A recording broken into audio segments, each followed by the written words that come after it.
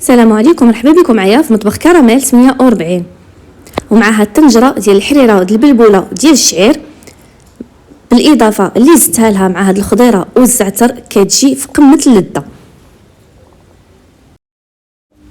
غير تبعوا معايا الوصفه من الاول للاخير وانا متاكده بلي غادي تعجبكم بزاف صحيه ومفيده وسخونه في هاد البرد.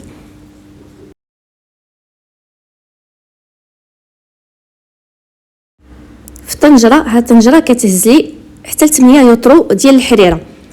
هنايا كندير واحد ربع كاس ديال العنبه تاع الزيت البلديه، ضروري من الزيت البلديه في هذه الوصفه. وعندي بصيله كبيره اللي شلطتها، والسر باش كتجينا بنينه ولذيذه هاد الحريره ديال البلبولات الشعير، ضروري ما كنحمروا ونقليو ديك البصله حتى كطيح لينا، ما نخليوهاش بيضه، يعني حتى كنشوفوها تحمرات دبالت وطاحت.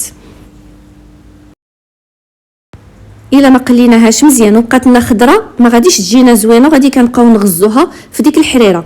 كناخذوا واحد 3 ديال المطيشات اللي هما كبارات نحكوهم على الرقيق. هنايا كانت عندي مجمده،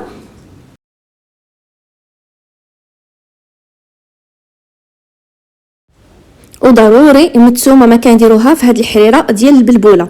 الثومه كندير واحد 3 ديال الفصوصه نتاع الثومه، من الاحسن حطوهم هكاك. انا هنايا كانت عندي محكوكه حطيتها محكوكه.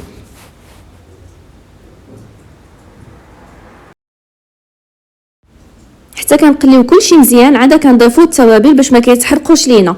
هنايا كناخذ معلقه كبيره ديال الخرقوم، معلقه كبيره ديال سكينجبير، معلقه كبيره ديال التحميره، ومعلقه صغيره ديال زريعه القزبر، واحد نص معلقه ديال الابزار الملحه على حساب القياس، وواحد المعلقه صغيره نتاع الكرويه. نتوما حرين، بغيتو ديروها ما بغيتوش تزيدوها ما تزيدوهاش، ولكن راه كتجي بنينه بحال اللي كنديروا الحريره. راه كزيدها بنه على بنه. وكنرويو بالماء سخون. هنايا درت تقريبا واحد 4 لتر ديال الماء سخون، لانه غادي تغلي وكتزيد تشرب لينا داك الماء. نسد عليها ونغطي عليها ديك الطنجره ونخليها تقريبا واحد ربع ساعه، وديك البصيله تاعنا غادي تكون طايبه.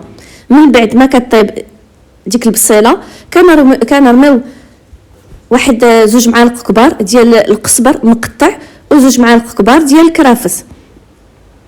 بالنسبه للبلبوله، هي هذه اللي عندي، البلبوله ديال الشعير الغليظه. نغسلوها مزيان حتى كيتحيد منها كامل داك النشا وديك البيوضه نتاعها، ونصفيوها.